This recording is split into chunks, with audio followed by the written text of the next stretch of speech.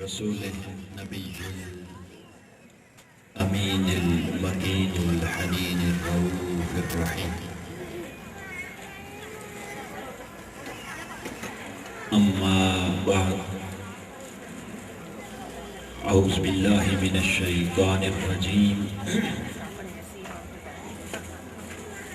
بسم اللہ الرحمن الرحیم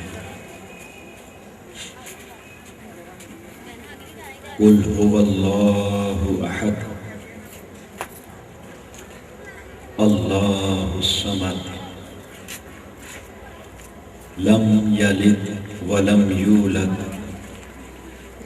ولم یکن له کفوا احد صدق اللہ مولانا العظیم۔ معزز و محتشم علماء کرام، مشائخ اعظام اور انتہائی لائق صد تعظیم و تکریم معزز خواتین و حضرات اور حاضرین و سامعین، اللہ رب العزت کا بے پناہ احسان ہے جس کی توفیق سے آج ہم تحریک منہاج القرآن مرید کے زیر اہتمام 8 روزہ دروس عرفان القرآن کی اس دوسری مقدس اور مبارک نشست میں حاضر ہیں۔ اللہ رب العزت ہمیں قرآن مجید کا صحیح فہم عطا فرمائے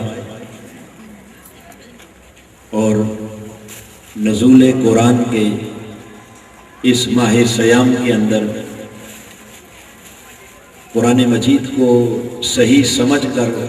کما حق ہو تعلیمات قرآن پر عمل کی توفیق عطا فرمائے۔ جیسا کہ آپ احباب اشتہارات، بینرز اور دعوت ناموں کے ذریعے یہ بات جان چکے ہیں کہ ہمارا آج کا موضوع ہے عقیدہ توحید۔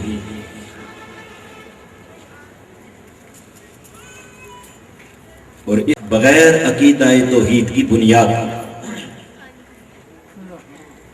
سارے عقائد، سب اعمال،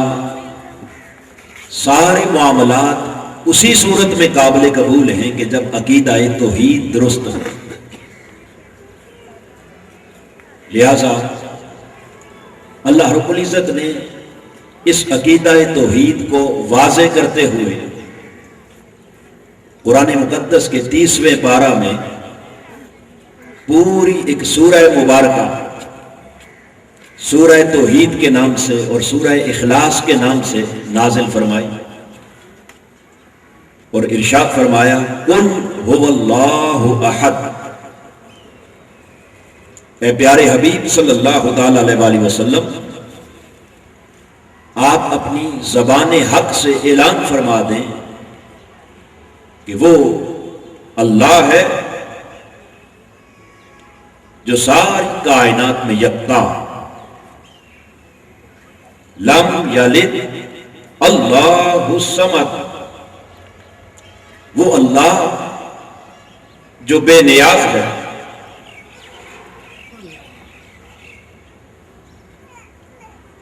لم یلد ولم یولد، نہ اس سے کوئی پیدا ہوا اور نہ ہی اسے کسی نے پیدا کیا، ولم یکن لہ کفوا احد، اور نہ ہی کوئی اس کا ہمسر اور اس کا برابر ہو سکتا۔ ان 4 آیات میں اللہ رب العزت نے جس عقیدہ توحید کو بیان کیا، اگر بنظر غائب اس سورہ مبارکہ کا مطالعہ کیا جائے تو چند چیزیں جو سامنے آتی ہیں وہ یہ کہ سب سے پہلے اللہ پاک نے جب اپنی توحید کا اعلان کرنا چاہا، اپنی احادیت، اپنی سمادیت اپنے لم یلد ولم یولد ہونے اور اپنے بے نیاز ہونے اور اپنی ذات کے اندر کفر اور برابری کا انکار کرنے کا جب اعلان کیا تو براہ راست اپنی زبان الوہیت سے نہیں کہا کہ انا اللہ احد،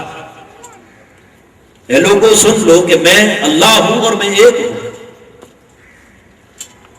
کہنے کو کہہ سکتا تھا، اعلان اپنی زبان الوہیت سے بھی کر سکتا تھا، خود بھی اس بات کا اظہار کرنے میں وہ کسی کا محتاج یقیناً نہیں، علی کل شیء قدیر فعل لما یرید، جو چاہے کرے۔ خود بھی کہہ سکتا تھا انا اللہ احد، میں اللہ ہوں، میں ایک ہوں، مگر ایسا نہیں، بات اپنے ایک ہونے کی مگر اپنی زبان الوہیت سے نہیں، بلکہ اپنے ایک ہونے کا اعلان خود کرنے کے بجائے فرمایا قل هو اللہ احد، اے پیارے مصطفیٰ تو کہہ دے کہ وہ اللہ ہے اور وہ ایک ہے۔ تو اپنے اعلان توحید سے پہلے قل کہہ کر اپنے محبوب کو مخاطب کیا، مصطفیٰ سے کہا کہ حبیب اعلان میری توحید کا ہے، مگر اپنی زبان وحی ترجمان سے تو اعلان کر دے۔ بار الہ تو خود بھی تو اپنے بندوں کو اپنا ایک ہونا بتا سکتا ہے۔ فرمایا ہاں بتا تو سکتا ہوں، مگر چونکہ میری ذات تمہاری عقل میں، تمہاری سمجھ میں، تمہارے فہم میں، تمہارے شعور میں، تمہارے ادراک میں آنے والی نہیں، میں اگر کہہ بھی دوں کہ میں اللہ ہوں، میں ایک ہوں، تم مجھے کیسے پہچانو گے؟ نہ تم مجھے دیکھ سکو، نہ تم میری براہ راست آواز سن سکو، نہ تم مجھے چھو سکو، نہ مجھ سے مل سکو۔ تو وہ ذات جو نہ دیکھی جا سکے، نہ سنی جا سکے، نہ اس سے کوئی مل سکے، نہ اسے کوئی چھو سکے، نہ اس کا کوئی تعین کر سکے کہ کہاں ہے اور کہاں نہیں، کدھر ہے اور کدھر نہیں، کیسا ہے، جس کو تصور میں نہ لایا جا سکے۔ فرمایا تم میری پہچان کیسے حاصل کر سکتے ہو؟ لہذا اگر مجھے پہچاننا چاہتے ہو تو آؤ دہلیز مصطفیٰ پر اس رسول کی زبان پر یقین کر لو جو میرا مصطفیٰ میرے سراپا حسن کو دیکھ کے آیا۔ اس لیے کہا حبیب یہ از خود تو جاننے سے قاصر ہے، لہذا میری پہچان وہی کروا سکتا ہے جو پہلے سے پہچانتا ہے، میرے ایک ہونے کا اعلان وہی کر سکتا ہے جو اس ایک کے جلوے کو دیکھ کے آیا ہے۔ فرمایا قل اے حبیب تو کہہ دے وہ اللہ احد، وہ اللہ ایک ہے، تاکہ تیری زبان سے سنے اور تیری زبان سے سن کر جب مجھے ایک مانے گے تو پھر میرا ماننا بعد میں ہوگا، تیری زبان پر اعتماد پہلے ہوگا، تیری زبان پر اعتماد پہلے ہوگا۔ سو تیری زبان پر اعتماد کر کے جس نے مجھے ایک مانا وہ ایک ماننا توحید بن گیا، وہ ایک ماننا توحید بن گیا۔ سو اگر تیری زبان پر اعتماد نہیں تو ایک ایک اور توحید کی زندگی پر کوئی رٹ لگاتا رہے۔ فرمایا جب تک تیری زبان پر اعتماد نہیں اس وقت تک اس کا ماننا بھی توحید نہیں بن سکتا۔ یہی وجہ ہے کہ تاجدار کائنات صلی اللہ تعالی علیہ وسلم نے جب پہلی بار کوہ صفا پر کھڑے ہو کر دعوت توحید دی تو یہ بات بڑی توجہ طلب ہے کہ آپ بلا رہے ہیں اللہ کی طرف، دعوت دے رہے ہیں توحید کی، دعوت دے رہے ہیں رب کائنات کے ایک ہونے کی، اس کے خالق و مالک ہونے کا اعلان کیا جا رہا، مگر وہ پہلا اعلان جب کوہ صفا پہ کھڑے ہو کے کیا تو سیدھا یہ نہیں کہہ دیا کہ لوگوں آؤ میں تمہیں ایک خدا کی طرف بلا رہا ہوں، نہیں، بلکہ آپ نے فَأَنذِرْ عَشِيرَتَكَ الْأَقْرَبِينَ کے اس پیغام الوہیت کے آ جانے کے بعد کل قریش کو جمع کیا اور کوہ صفا پر کھڑے ہو کر جو سب سے پہلا جملہ بولا، میرے آقا نے فرمایا کہ اگر میں تمہیں کہوں اس پہاڑ کے پیچھے سے ایک لشکر تمہارے اوپر حملہ آور ہونے والا جو تمہیں دکھائی نہیں دے رہا، بتاؤ میری زبان پر یقین کرو گے یا نہیں کرو گے؟ سب نے بیک زبان ہو کر کہا کہ ہم مان لیں گے۔ فرمایا کیسے مانو گے، نظر تو آتا نہیں۔ انہوں نے کہا کہ ہمیں دکھائی دے یا نہ دے، مگر آپ کی زبان پر یقین اس لیے کر لیں گے کہ آج تک 40 برسوں میں آپ کی زبان سے ہم نے جھوٹ سنا ہی نہیں، جھوٹ نہیں سنا، آپ جو کہتے ہیں ہم کہتے ہیں۔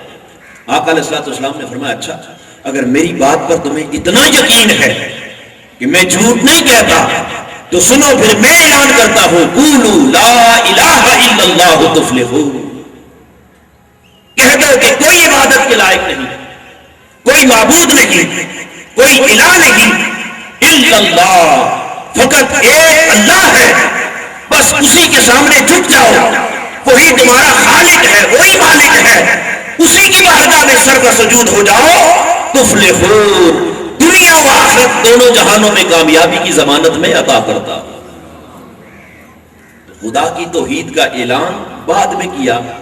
مگر اپنی زبان پر اعتماد پہلے دلوایا۔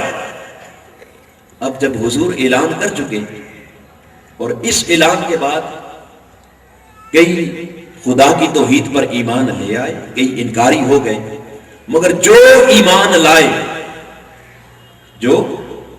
لائے ایمان سے بتائیے کہ انہوں نے پہلے خدا کو مانا یا پہلے مصطفیٰ کو مانا؟ پہلے خدا کو نہیں بلکہ پہلے، اور آقا علیہ الصلوۃ والسلام نے بھی پہلے خدا کو منوایا یا پہلے اپنے آپ کو منوایا؟ پہلے اعتماد ڈائریکٹ توحید کی دعوت دی یا پہلے اعتماد زبان مصطفیٰ پر ہوا؟ پہلے زبان رسالت پر اعتماد ہوا، اور یہ تو تھی دعوت، اور جب دعوت دے چکے اب اس کی توحید پر پہلی دلیل پیش کرنے کا وقت آیا تو تاجدار کائنات صلی اللہ تعالی علیہ وآلہ وسلم جب توحید پر پہلی دلیل پیش کرنے لگے تو کوئی خارجی معجزہ دکھا کر دلیل پیش نہیں، حالانکہ وہ چاہتے تو ڈوبا سورج لٹا کر بھی خدا کے ایک ہونے کی دلیل دے سکتے، چاند کے 2 ٹکڑے کر کے بھی خدا کے ایک ہونے کی دلیل دے سکتے تھے، پتھروں سے کلمہ پڑھا کے بھی دلیل دے سکتے تھے، درختوں سے سجدے کروا کے بھی دلیل دے سکتے تھے، اور وقت کے ساتھ آقا علیہ السلام نے یہ ساری دلیلیں دیں، یہ سارے معجزات رونما ہوئے، لوگوں نے دیکھا، میرے آقا کی انگلی کے ایک اشارے سے ڈوبا ہوا سورج واپس لوٹ کے آیا۔ آقا تو جہاں کی بارگاہ میں جنگل سے درخت جڑوں کے ساتھ زمین چیرتے ہوئے قدمین مصطفیٰ میں آ کر سر بسجود ہوئے، حضور کے ایک اشارے سے پتھروں نے کلمہ پڑھ کے مصطفیٰ کی رسالت اور خدا کی توحید کی گواہی دی۔ آقا تو جہاں کے ایک اشارے سے چاند 2 ٹکڑے ہو گیا، انگلیوں سے پانی کے چشمے جاری ہو گئے، یہ سارے معجزات بعد میں رونما ہوئے، مگر جب پہلی دلیل خدا کی توحید پر دینے کا وقت آیا تو میرے آقا نے نہ ڈوبا سورج واپس لٹایا، نہ چاند کے 2 ٹکڑے کیے، نہ پتھروں سے کلمہ پڑھایا، نہ درختوں سے سجدہ کرایا۔ پوچھنے والوں نے کہا محمد بتا خدا کے ایک ہونے کی دلیل کیا ہے؟ میرے آقا نے کہا قد لبثت فیکم عمرا من قبلہ افلا تعقلون، مکہ والوں میری زندگی کے 40 برس دیکھ لو، میری زندگی کے روشن 40 برس، میری سیرت مقدسہ دیکھو، میرا بچپن دیکھو، میرا لڑکپن دیکھو، میری جوانی دیکھو، میرے کاروبار دیکھو، میرے معاملات دیکھو، تمہارے درمیان پیدا ہوا، اسی مکہ کی گلیوں میں کھیلا، بڑا ہوا، جوان ہوا، کاروبار کیا، شادیاں کی، بچے ہوئے، سارے معاملات تمہارے ساتھ کیے، میری پوری سیرت کو دیکھ لو، اگر سارا کچھ دیکھ کر ان 40 برسوں میں ایک ردی برابر، ایک بال برابر، ایک ذرا برابر نقص، کمی، کمزوری تم دکھا دو، میں اپنے دعوی توحید سے دستبرداری کا اعلان کر دیتا ہوں۔ اور اگر ان 40 برسوں میں تمہیں کوئی نقص نظر نہ آئے، کوئی کمی نظر نہ آئے، کوئی کجی نظر نہ آئے، میرے مصطفیٰ کی سیرت بے داغ دکھائی دے، میرے مصطفیٰ کی سیرت بے مثل و بے مثال دکھائی دے، تو پھر آؤ اس رب پر ایمان لے آؤ۔ یہ مکہ کا مشرکانہ ماحول، فاسقانہ ماحول، عیاری مکاری بدکاری فحاشی عریانی کا ماحول، یہ ناپاک، یہ گندا خلیص ماحول، اس ناپاکی کے ماحول میں پاک محمد کو پروان چڑھانے والا اور 40 برسوں تک اس کی عفت و عصمت کی حفاظت کرنے والا وہ اللہ احد، وہ اللہ ہے، وہ ایک ہے۔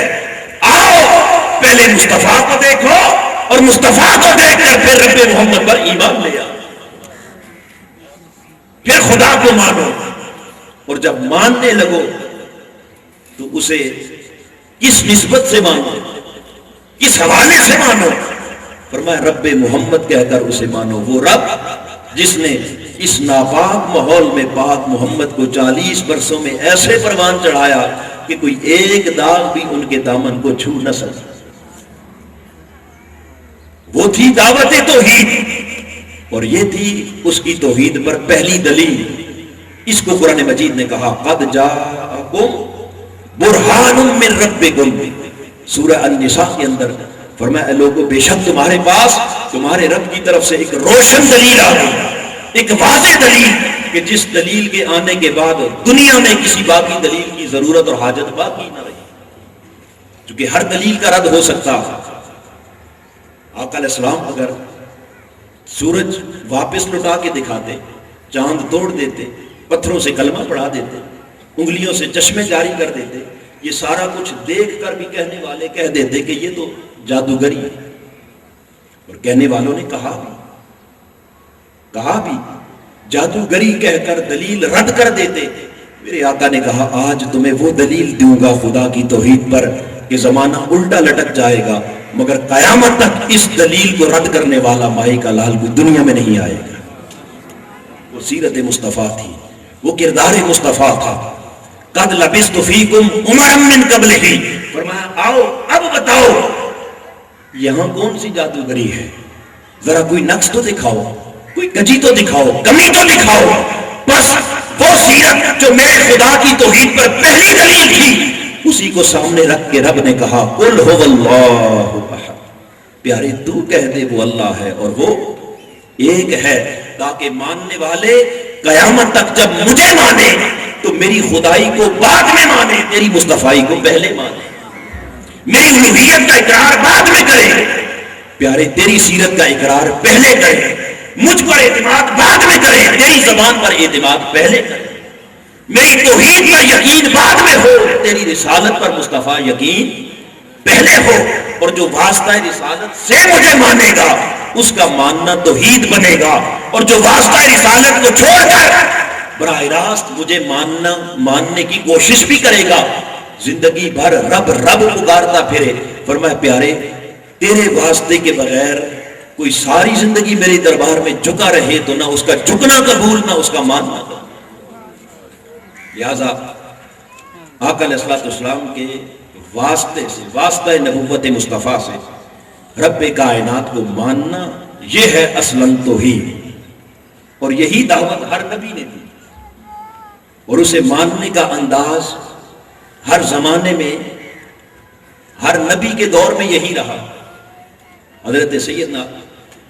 یعقوب علیہ السلام، آپ کا جب وقت وصال قریب آیا تو دنیا سے جانے سے پہلے آپ نے اپنے بیٹوں کو، شہزادوں کو جمع کیا، اور جمع کر کے سورہ بقرہ کے اندر قرآن مجید ارشاد فرماتا ہے کہ حضرت یعقوب نے اپنے بیٹوں سے پوچھا ما تعبدون من بعدی، اے میرے بیٹوں بتاؤ کہ میرے بعد تم کس کی عبادت کرو گے، کسے اپنا خدا مانو گے، کسے اپنا رب مانو گے، کسے معبود کسے مسجود مانو گے، کس کی عبادت کرو گے؟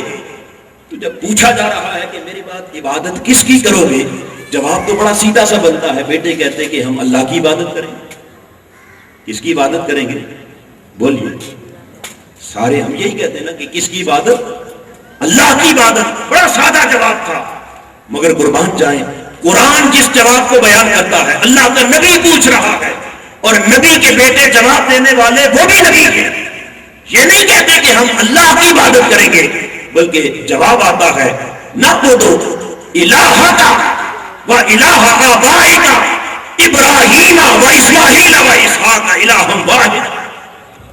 ابا جان، آپ نے پوچھا کہ میرے بعد کس کی عبادت کرو گے؟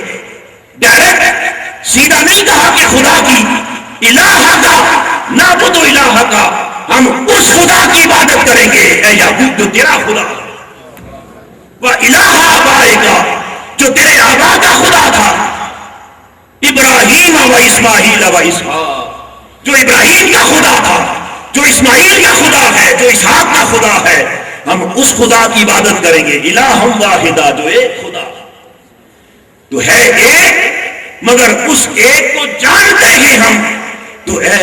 ابا جان، اے یعقوب، تیری نسبت سے، ابراہیم کی نسبت سے، اسماعیل کی نسبت سے، اسحاق کی نسبت سے، چونکہ انہوں نے بتایا وہ خدا ہے، لہذا ہم خدا کو پہچانتے بھی ہیں، تو اللہ کے مقدس نبیوں کی نسبت سے پہچانتے ہیں.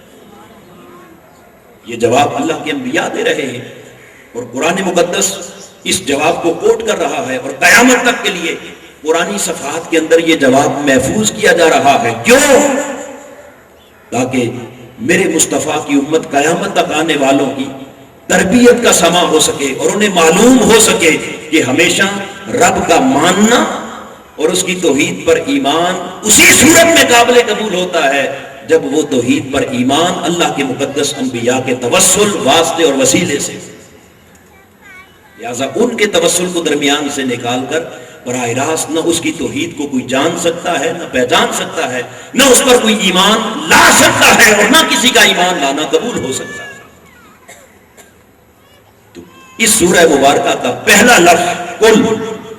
اس میں رب کائنات نے بتا دیا کہ اگر میری توحید پر ایمان درجہ قبولیت تک پہنچانا چاہتے ہو تو وہ ایمان اسی صورت میں قبول ہوگا جب میرے مصطفیٰ کے قدموں سے جڑ کر مجھے ایک مانو گے، جب مصطفیٰ کے واسطے سے میری بارگاہ تک پہنچو گے، جب حضور کے توسل سے مجھے پہچانو گے، پھر تمہیں خبر ہوگی کہ وہ اللہ ہے اور وہ ایک. اور آگے ارشاد فرمایا اللہ الصمد، وہ بے نیاز، وہ کسی کا محتاج نہیں، ساری کائنات اس کی محتاج ہے، اور وہ کسی کا محتاج اپنے ایک ہونے میں، اپنے حی قیوم ہونے میں، زندہ ہونے میں، علیم ہونے میں، خبیر ہونے میں، قدیر ہونے میں، رزاق ہونے میں، خالق ہونے میں، مالک ہونے میں اسے کسی کی کوئی احتیاج نہیں. جو محتاج ہو وہ خدا نہیں، اور جو خدا ہو وہ کسی کا محتاج نہیں ہوتا.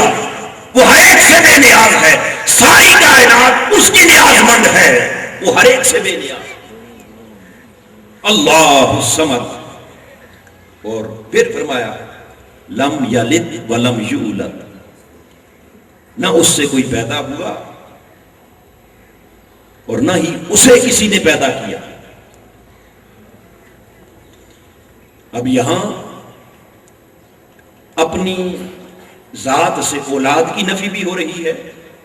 اور رب کی ذات سے آباء و اجداد اور والدین کی نفی بھی ہو رہی ہے. یعنی یہاں دو چیزوں کا رد. کیوں؟ اس لیے کہ ہر دور کے اندر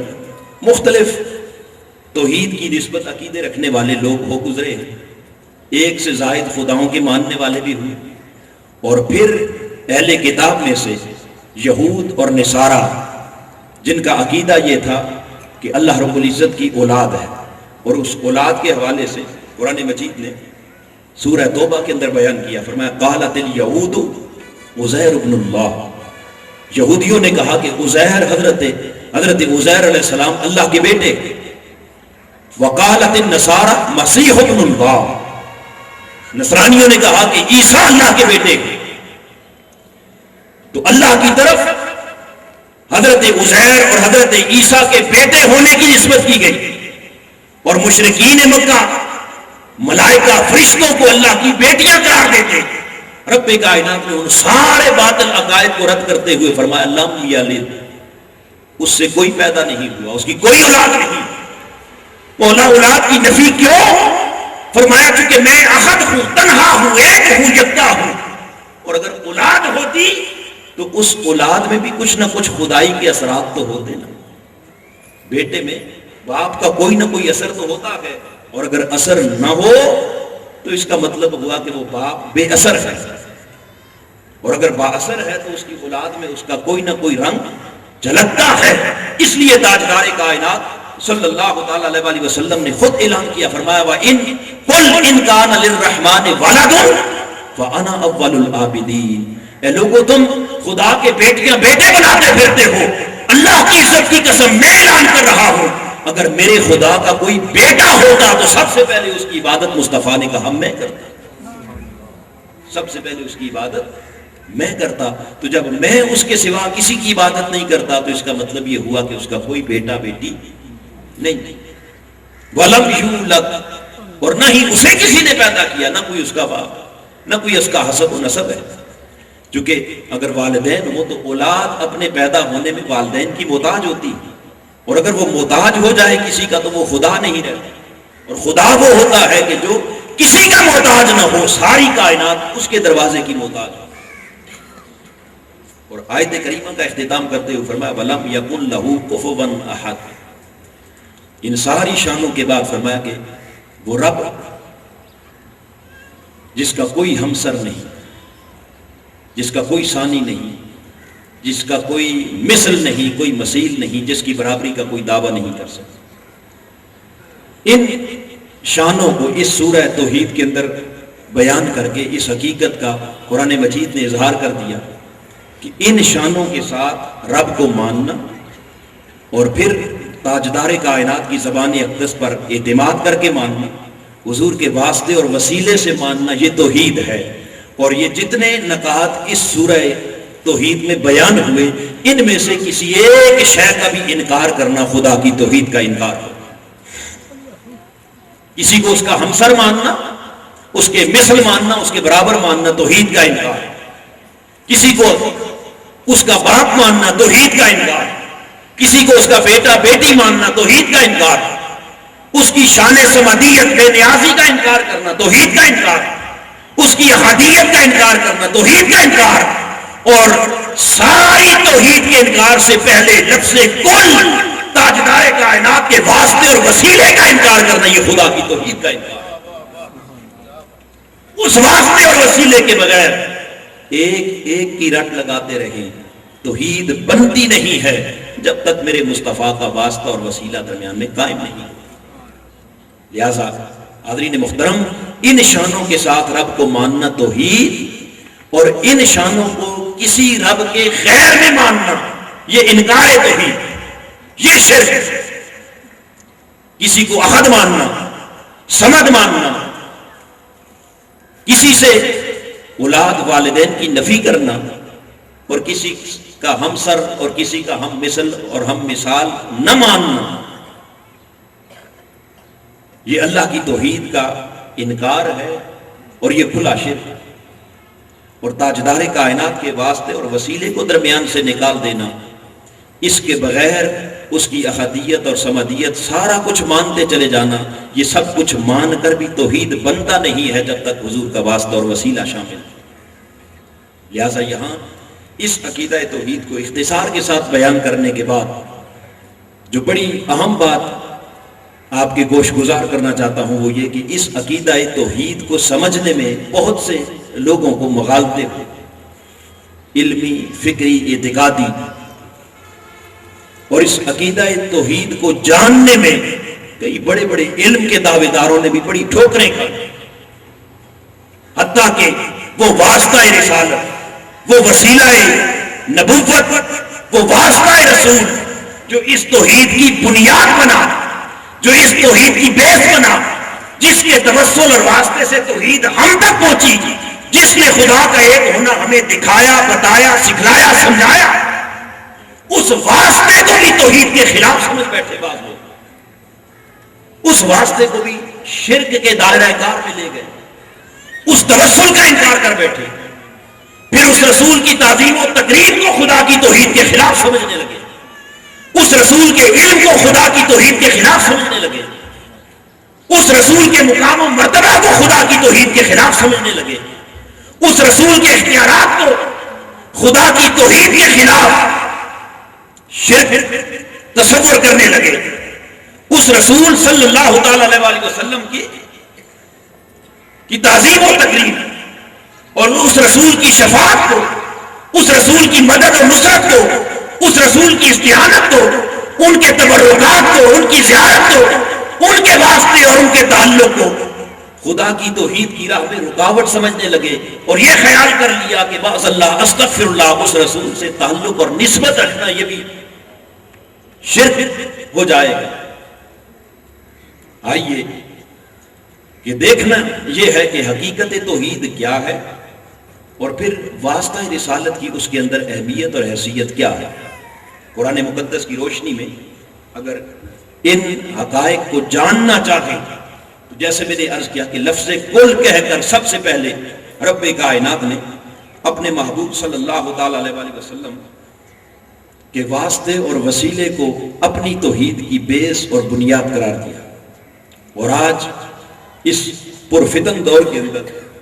کئی نام نہاد اہل علم جو آقا علیہ الصلوۃ والسلام کے واسطے اور وسیلے کو معاذ اللہ توحید کے خلاف ایک مشرکانہ عقیدہ تصور کرتے ہیں، اولیاء کاملین، صالحین، متقین، ان کے توسل کو، ان کے واسطے اور وسیلے کو سمجھتے ہیں کہ یہ خدا کی توحید کے خلاف ہے، یہ مشرکانہ عقیدہ ہے۔ آئیے قرآن سے پوچھتے ہیں کہ کیا واسطہ محمدی اور وسیلہ مصطفیٰ اور وسیلہ اولیاء اور وسیلہ صالحین رب تک پہنچنے کے لیے کیا یہ توحید عین توحید ہے یا یہ مشرکانہ عقیدہ ہے؟ قرآن مقدس جا بجا مختلف مقامات پر ہماری رہنمائی کر رہا ہے اور اس حقیقت کو اجاگر کر رہا ہے، ایک ادھر لفظ کل سے اور پھر کھلے لفظوں کے ساتھ قرآن مجید میں اللہ رب العزت نے واضح طور پر اپنی بارگاہ تک پہنچنے کے لیے واسطے اور وسیلے کو بیان کرتے ہوئے سورہ المائدہ اس کی آیت نمبر 35 کے اندر خود اعلان فرمایا یا ایھا الذین آمنو، اے ایمان والو، اتقوا اللہ، اللہ سے ڈرو، وابتغوا الیہ الوسیلہ، اور اس کی بارگاہ تک پہنچنے کے لیے کوئی وسیلہ تلاش کیا، اس کے حضور پہنچنے کے لیے کیا کرو، وابتغوا الیہ الوسیلہ، اس تک پہنچنے کے لیے وسیلے کو تلاش کرو۔ اور تلاش وسیلہ کیا ہے؟ اگر یہ اللہ کی توحید کے خلاف ہوتا، یہ مشرکانہ عمل ہوتا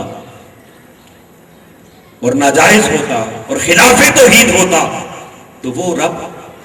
جو خود اپنی توحید کا اقرار حضور کے واسطہ اور وسیلہ سے کروا رہا ہے، بھلا وہ قرآن مجید کے اندر ایمان والوں کو جو اسے ماننے والے ہیں، اپنے ماننے والوں کو کبھی اپنی توحید کے خلاف کسی امر کی اجازت دیتا؟ ہرگز نہیں۔ وہ خود کہہ رہا ہے کہ میری بارگاہ تک پہنچنے کے لیے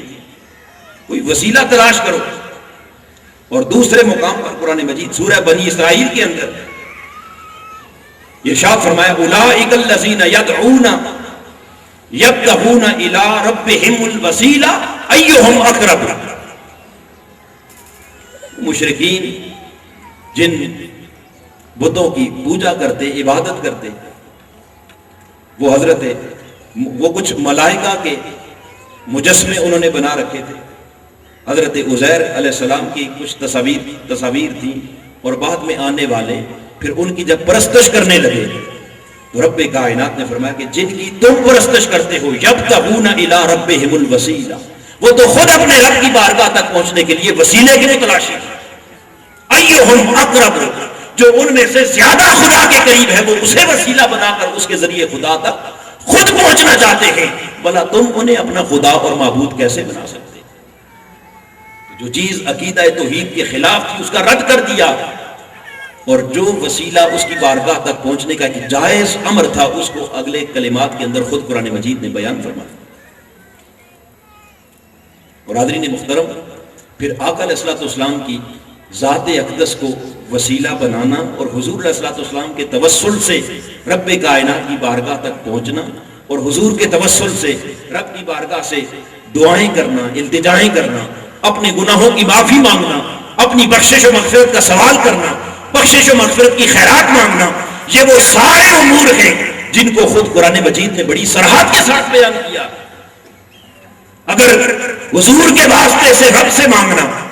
بخشش کی دعا، مغفرت کی دعا، تاجدار کائنات کے توسل سے رب سے کرم کی بھیک مانگنا، اگر یہ شرک ہوتا، خلاف توحید ہوتا تو رب کائنات اس کا انکار کر دیتا۔ مگر خدائے لم یزل اپنے قرآن مقدس کے اندر واضح الفاظ کے ساتھ ارشاد فرما رہا ہے وَلَوْ أَنَّهُمْ إِذْ ظَلَمُوا أَنفُسَهُمْ جَاءُوا۔ اے پیارے حبیب، یہ جو لوگ اپنی جانوں پر ظلم کر بیٹھے، اپنے خدا کو ناراض کر بیٹھے، رب کی نافرمانی کر بیٹھے، اگر یہ اپنے رب کو راضی کرنا چاہیں، اس سے بخشش و مغفرت کی خیرات مانگنا چاہیں تو جاؤ کا، اے پیارے مصطفیٰ، مجھے منانے کا ایک ہی راستہ ہے کہ تیرے دروازے پر آ جائیں، تیری بارگاہ میں آ جائیں، تیری چوکھٹ پر، تیری دہلیز پہ آ جائیں اور تیری بارگاہ میں آ کر فاستغفر اللہ، پھر آ کر میری بارگاہ میں استغفار کریں، پھر توبہ کریں، معافی مانگیں۔ بارے الہ کر معافی تجھی سے مانگنی تھی، تو مصطفیٰ کے دروازے پر کیوں بلا رہا ہے؟ تو ہر ایک کی پکار ہر جگہ سے سنتا ہے، ڈائریکٹ تجھ سے یہیں پہ بیٹھ کے معافی مانگ لیتے۔ فرمایا در رسول پر بلا اس لیے رہا ہوں تاکہ تمہیں معلوم ہو جائے کہ معاف تو میں ہی کرتا ہوں، مگر جسے معاف کرتا ہوں اپنے مصطفیٰ کے وسیلے سے معاف کرتا ہوں۔ بخشش کی خیرات تو میں عطا کرتا ہوں، مگر جسے بخشتا ہوں مصطفیٰ کے وسیلے سے بخشتا ہوں۔ آؤ میرے مصطفیٰ کے دروازے پر، پھر آ کر مجھ سے بخشش کی خیرات مانگو، اور صرف تم ہی نہ مانگو بلکہ فرمایا وَاسْتَغْفَرَ لَهُمُ الرَّسُولُ، پھر تمہارے لیے میرا رسول بھی میری بارگاہ میں استغفار کرے، تمہاری بخشش کی خیرات وہ بھی مانگے، اور جب رسول تمہاری سفارش کر دے گا لَوَجَدُ اللَّهَ تَوَّابًا رَحِيمًا، تو اسی لمحے اپنے رب کو اس حال میں پاؤ گے کہ تمہاری توبہ قبول کر رہا ہوگا، رحمتوں سے تمہاری جھولیاں بھر رہا ہوگا، بخشے بھی جاؤ گے، خدا کی رحمت کی خیرات بھی مل جائے گی۔ تو حاضرین گرامی قدر، یہ سورہ النساء قرآن مجید کی اور اس کی آیت نمبر 64 براہ راست خود رب کہہ رہا ہے کہ پیارے، جانوں پر ظلم کرنے والے، میری بخشش کی خیرات مانگنے والے اگر تیرے دروازے پر آ کر تیرے وسیلے سے مانگتے، مجھے اپنی عزت کی قسم بخش کر ان کے گناہوں کو معاف بھی کر دیتا اور ان کی جاتے ہوئے جھولیاں اپنی رحمت سے بھر کے بھی لوٹا دیتا۔ جو کچھ مل رہا ہے حضور کے واسطے سے مل رہا، یہ تو اس دنیا میں وسیلہ ہے مصطفیٰ، اور پھر رب کائنات نے قیامت کے دن تاجدار کائنات کے توسل کو بیان کرتے ہوئے سورہ بنی اسرائیل میں ارشاد فرمایا عَسَىٰ أَن يَبْعَثَكَ رَبُّكَ مَقَامًا مَحْمُودًا، اے پیارے قریب مصطفیٰ، ان قریب تیرا رب تجھے مقام محمود پر لا کے کھڑا کرے گا، اور وہ مقام محمود کیا ہے؟ قیامت کے دن جب آقا علیہ السلام اس مقام محمود پر فائز ہوں گے تو ساری کائنات کی بخشش و مغفرت کے لیے خدا کی بارگاہ میں وسیلہ بن جائے، جس کو بھی بخشش کی خیرات ملے گی قیامت کے دن آقا علیہ السلام کے مقام محمود اور حضور علیہ السلام کے توسل سے ملے گی۔ پھر اس دنیا کے اندر تاجدار کائنات کے وسیلہ کو خود قرآن بیان کرتے ہوئے سورہ الانفال اس کی آیت نمبر 33 میں رب کائنات نے فرمایا ما کان اللہ لیعذبہم وانت فیہم، اے پیارے حبیب، میری رحمت کو یہ زیب نہیں دیتا کہ میں تیرے غلاموں پر عذاب نازل کروں وانت فیہم، دراں حال ہے کہ تو بھی ان کے اندر موجود ہو، تو جب تک تو موجود ہے تیرے ہوتے ہوئے میرا عذاب نازل نہیں ہو سکتا۔ تو خدا کے عذاب کا امت مصطفی سے ڈر جانا اور حضور کی امت کا خدا کے عذاب سے محفوظ رہنا، 1400 سال سے محفوظ رہنا، اور قیامت تک حضور کی امت پر پتھروں کا نہ برسنا، شکلوں کا نہ بگڑنا، جیسے پہلے خنزیر بندہ بنتے تھے، مصطفیٰ کے غلاموں پر یہ سارا کرم رب نے کہا انت فیہم، پیارے حبیب یہ سارا کرم تیرے وسیلے سے ہے، تیرے توسل سے ہے، جب تک تو موجود ہے۔ ارے میں ان کے گناہوں کو دیکھوں یا تیری شان کریمی کو دیکھوں، میں ان کی سیاکاریوں کو دیکھوں یا مصطفیٰ تیرے مکھڑے کو دیکھوں، میں ان کی بدعمالیوں کو دیکھوں یا تیری چادر رحمت کو دیکھوں، جب تک تیری چادر رحمت بنی ہوئی ہے مجھے اپنی عزت کی قسم جو بھی کر لے میرا عذاب آ نہیں سکتا مصطفیٰ جب تک تیرا وسیلہ موجود. تو آپ نے دیکھا کہ قرآن تو جا بجا وسیلہ مصطفیٰ کو ہماری بخشش کا ذریعہ قرار دے رہا ہے, وسیلہ مصطفیٰ کو ہمیں ہمارے عذاب سے بچنے کا ذریعہ قرار دے رہا ہے, وسیلہ مصطفیٰ کو قیامت کے دن ساری امت کی بخشش اور مغفرت کا راستہ بیان کر رہا ہے. بھلا وہ وسیلہ مصطفیٰ جس کو رب تاجدار کائنات کے غلاموں کے لیے بخشش اور مغفرت کا راستہ بتائے, وہ خدا کی توحید کے خلاف ہو سکتا ہے؟ کیا وہ مشرکانہ عقیدہ ہوگا؟ اور قرآن مجید جو شرک مٹانے آیا ہے, اور وہ مصطفیٰ جو مشرکانہ عقائد کو پاش پاش کرنے اور بتوں کو گرانے آئے تھے, کیا ان کا اوپر اترنے والا قرآن یہ شرک کی تعلیم دے رہا ہے یا خدا کی توحید کی تعلیم دے رہا ہے؟ حاضرین محترم, پھر اس طرح آقا علیہ الصلوۃ والسلام کے بعد دیگر انبیاء کا وسیلہ خود قرآن مجید حضرت سیدنا یوسف علیہ السلام کے حوالے سے بیان کر رہا ہے. سورہ یوسف کو اٹھائیے. حضرت سیدنا یعقوب علیہ السلام روتے روتے جب بیٹے کے فراق میں آنکھیں نابینا ہو گئی, بینائی چلی گئی, تو حضرت سیدنا یوسف علیہ السلام نے مصر سے اپنا قمیص بھیجا. فرمایا اذهبوا بقمیصی ھذا فالقوہ علی وجہ ابی یأت بصیرا. اے میرے بھائیوں, تم نے آ کر شکایت کی کہ میرے ابا حضرت یعقوب کی آنکھوں کی بینائی چلی گئی, لو یہ میرا قمیص لے جاؤ, یہ کرتا لے جاؤ, اور جا کر میرے ابا یعقوب کی آنکھوں پر رکھنا. اس قمیص کے وسیلے اور برکت سے حضرت یعقوب کی گئی ہوئی بینائی دوبارہ واپس لوٹ آئے. قرآن بیان کر رہا ہے, اور صرف یہ دعویٰ نہیں بلکہ قرآن مجید خود بیان کر رہا ہے فلما ان جاءہ البشیر القاہ علی وجہہ فارتد بصیرا. جب وہ حضرت یوسف کے بھائی کو قمیص کرتا مصر سے لے کر آئے اور کینان میں لا کر حضرت یعقوب کی آنکھوں پر رکھا, تو حضرت یوسف کے کرتے کی برکت سے حضرت یعقوب کی آنکھوں کی گئی ہوئی بصارت دوبارہ واپس لوٹی یا نہ لوٹی. قرآن میں تو اس میں ایک وسیلہ بھی بیان ہو گیا, اور وسیلے کے ساتھ حاضرین محترم دوسری بات, اللہ کے انبیاء کے استعمال شدہ کپڑے, لباس اور ان کی متبرک چیزوں سے برکت حاصل کرنا, یہ بھی قرآن نے بیان کر دیا. تو اگر نبی کی, ولی کی اور اللہ کے محبوب بندوں کی اشیاء سے برکت حاصل کرنا یہ خدا کی توحید کے خلاف ہوتا, تو اللہ کا ایک جلیل القدر نبی دوسرے نبی کو برکت دینے کے لیے اپنا قمیص اور کرتا کبھی نہ بیچے. تو معلوم ہوا کہ وسیلہ بھی عین توحید ہے, اور تبرک اور برکتیں اور انبیاء اور اولیاء یہ بھی عین توحید ہے. اور پھر حاضرین محترم اس پر بے شمار دلائل اور بے شمار قرآنی آیات اور آقا علیہ السلام کی حدیث, مگر یہ وقت ان کی تفصیلات میں جانے کا نہیں, صرف اس کنسپٹ کو کلیئر کرتے ہوئے چند منٹس کے اندر میں اپنی گفتگو کو سمیٹنے کی کوشش کروں گا. بس ایک ایک دو دلائل ان کے اوپر دے کر آئیے اس وسیلے کے بعد آگے شفاعت کے موضوع کو لے لیں. آج شفاعت کے عقیدہ رکھنے والوں کو بعض نادان لوگ مشرک گردانتے ہیں اور سمجھتے ہیں کہ یہ خدا کی توحید کے خلاف ہے, اور یہ کہا جاتا ہے کہ اس کے سوا اس کی بارگاہ میں کوئی شفاعت کرنے والا نہیں. آئیے قرآن اٹھائیے, سورہ بقرہ کے اندر رب کائنات خود اعلان کر رہا ہے. فرمایا من ذا الذی یشفع عندہ الا باذنہ, کون ہے جو خدا کی بارگاہ میں شفاعت کر سکتا ہے؟ الا باذنہ, مگر جن کو خدا اپنی بارگاہ سے اجازت دیتا ہے وہ شفاعت قیامت کے دن کریں گے خدا کے حضور. خود کہہ رہا ہے کہ جنہیں اجازت دیتا ہوں, اس کا مطلب یہ ہے کہ شفاعت ہر ایک کے لیے بند نہیں, کافروں مشرکوں کے لیے اور ان کے جھوٹے بتوں اور خداؤں کے لیے انکار کر دیا وہ نہیں کر سکیں گے, مگر اپنے اولیاء, انبیاء, مقربین, صالحین کے لیے کہا الا باذن, جنہیں میں اجازت دوں گا وہ قیامت کے دن میری بارگاہ میں شفاعت کریں گے بھی, اور ان کی شفاعت قبول بھی ہوگی, ان کی شفاعت قبول بھی ہوگی. اور اسی مقام پر آقا علیہ السلام کے مقام وسیلہ اور مقام محمود کو قرآن مجید نے بیان کیا کہ حضور خود سب سے بڑے قیامت کے دن شفیع ہوں گے. اور یہاں تک کہ صحیح بخاری کے اندر حدیث پاک آتی ہے کہ حضور علیہ السلام نے فرمایا کہ قیامت کے دن لوگ مختلف انبیاء کی بارگاہ میں شفاعت کی طلب کے لیے جائیں گے, اور اس دن براہ راست جب تک میں شفاعت کا دروازہ نہیں کھولوں گا کوئی شفاعت کرنے والا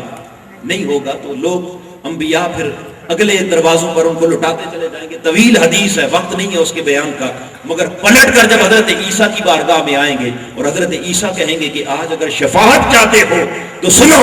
روز محشر کھڑے ہیں آقا، عروس رحمت کا بن کے دھولا، سوائے ان کے شفاعتوں کا کسی کو سیرا سجا نہیں. میرے مصطفیٰ کی بارگاہ میں چلے جاؤ. لہٰذا جب حضور کی بارگاہ میں جائیں گے تو آقا علیہ الصلوۃ والسلام رب کے عرش کے سامنے سر بسجود ہو کر ان کے لیے اللہ کی بارگاہ سے شفاعت مانگیں گے بھی، اور حضور کے مانگنے پر رب کائنات شفاعت عطا بھی فرمائے. حاضرین محترم، اسی طرح پھر شفاعت کے بعد اللہ کے انبیاء سے مدد مانگنا لے لیں تو یہ اگر مدد مانگنا اللہ کی توحید کے خلاف ہوتا، شرک ہوتا، خدا کے علاوہ کسی سے مدد نہ مانگی جاتی، تو خود قرآن مجید میں رب کبھی نہ کہتا وَاسْتَعِینُوا بِالصَّبْرِ وَالصَّلَاةِ، اے لوگوں مدد چاہو صبر سے بھی اور نماز سے بھی. تو صبر خدا ہے، بولیے صبر اللہ ہے، نماز اللہ ہے، یہ دونوں اللہ کے غیر ہیں. اور یہ کہنا کہ اللہ کے غیر سے مدد مانگنا معاذ اللہ استغفر اللہ، یہ شرک ہو گیا. تو خدا خود کہتا ہے وَاسْتَعِینُوا بِالصَّبْرِ وَالصَّلَاةِ، آؤ مدد چاہتے ہو تو مدد مانگو صبر سے، صبر کے ساتھ، نماز کے ساتھ.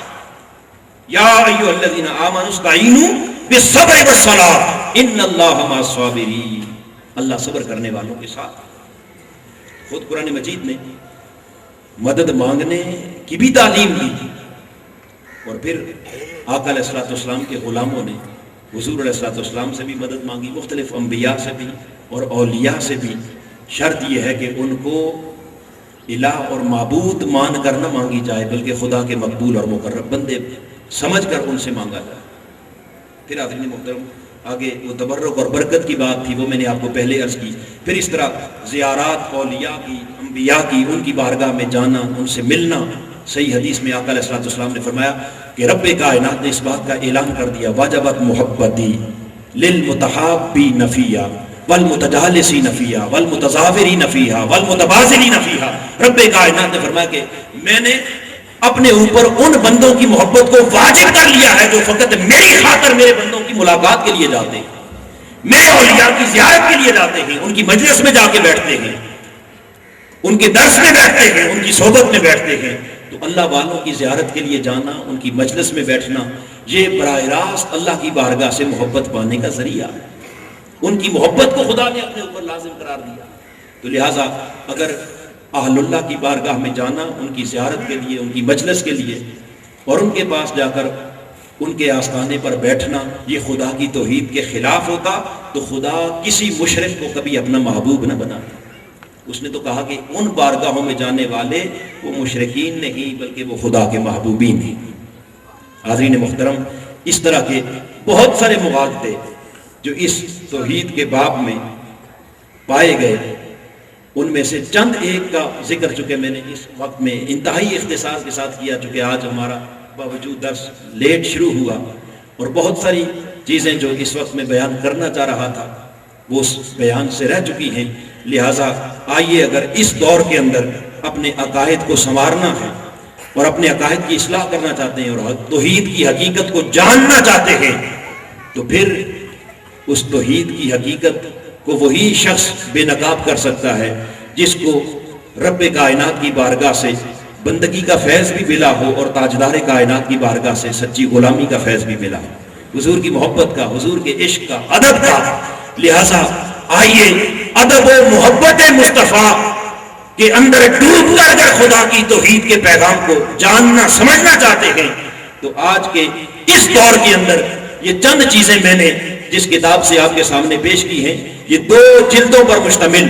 کتاب التوحید، حضور شیخ الاسلام پروفیسر ڈاکٹر محمد طاہر القادری مدث اللہ العالی، آپ نے یہ 2 جلدوں پر مشتمل کتاب التوحید لکھ کر اس حقیقت کو واضح کر دیا کہ آج کے اس دور کے اندر امت مسلمہ کے نوجوانوں اگر خدا کی توحید کا فیض لینا ہے تو آؤ اس کتاب توحید کو پڑھ کر اس خدا کو سب تک پہنچنے کی کوشش کرو، اس کو جاننے کی، اس کو سمجھنے کی کوشش کرو. اور پھر جو چند چیزیں میں نے آگے ذکر کی ہیں توسل کے حوالے سے، استعانت کے حوالے سے، بحمداللہ تعالیٰ آپ نے ان سارے عقائد کی اصلاح اور درستگی کے لیے ہر ایک کے اوپر ایک تخیم کتاب لکھی ہے. عقیدہ توسل پر الگ سے کتاب موجود ہے، ایصال ثواب پر الگ سے کتاب موجود ہے، استعانت پر الگ سے کتاب موجود ہے، شفاعت پر الگ سے کتاب موجود ہے، آقا تو جہاں کے میلاد پر الگ سے کتاب موجود ہے، حضور کی حیات پر، حضور کے اختیارات پر، تبرکات پر، اولیاء پر، صالحین پر، متقین پر، ہر ایک موضوع کے اوپر الگ الگ بدعت پر، شرک پر، ہر موضوع کے اوپر آپ نے لکھ کر قرآن اور سنت کی روشنی میں تاجدار کائنات صلی اللہ تعالی علیہ وسلم کی امت کی خدمت کا اس دور کے اندر وہ عظیم حق ادا کر دیا کہ بہت سے بھولے بھٹکے مخالفتوں میں پھرنے والے لوگ جو حقیقت کی راہ چھوڑ چکے تھے، اعتدال سے ہٹ چکے تھے، بحمدللہ تعالی منہاج القرآن کے اس مشن اور حضور شیخ الاسلام کی ان کوششوں اور کاوشوں سے پلٹ کر پھر سے راہ اعتدال پر آ چکے ہیں۔ وہ حق کا راستہ، وہ اعتدال کا راستہ، وہ امت وسط کا راستہ آؤ اگر اپنانا چاہتے ہو تو منہاج القرآن کا یہ مشن اور حضور شیخ الاسلام کی یہ تعلیمات اور یہ کتب، ان کا مطالعہ اور ان کی تفصیلات اور ان کے مطالعے سے، ان کے پڑھنے سے رب کائنات آپ کو یقیناً ہدایت کا وہ راستہ عطا فرمائے گا جو تاجدار کائنات کے توسل سے ہوتا ہوا سیدھا خدا کی بارگاہ تک جائے۔ اللہ پاک ہم سب کو تعلیمات قرآن پر عمل کی توفیق عطا فرمائے۔ وما علینا الا البلاغ۔